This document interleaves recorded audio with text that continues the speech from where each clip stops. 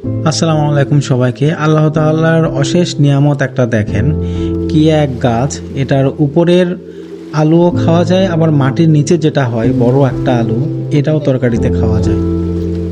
হ্যাঁ, আপনারা ঠিকই ধরেছেন, গ্রামে গঞ্জে এটাকে গাছ আলু বলে, কেউ বা পোড়া আলুও বলে।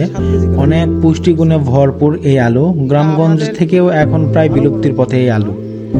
এতে রয়েছে প্রচুর পরিমাণে ভিটামিন সি, ভিটামিন বি, এমনকি কোলেস্টেরল প্রতিরোধে কার্যকর এই আলু।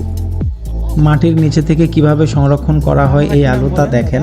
আহমেদ ভাই তো খুব মনোযোগ সহকারে কাজটা করায় নিচ্ছে। তা কি নাম বলেন এটাকে? সাম। নেন এখন চলেন, উঠে গেছে।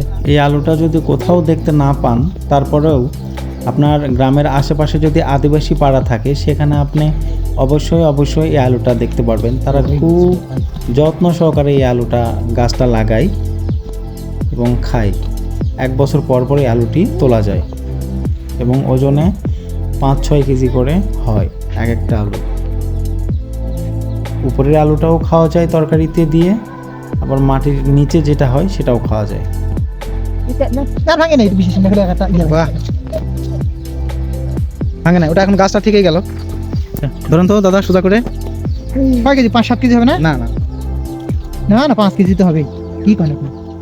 এখানে কম করে ধরে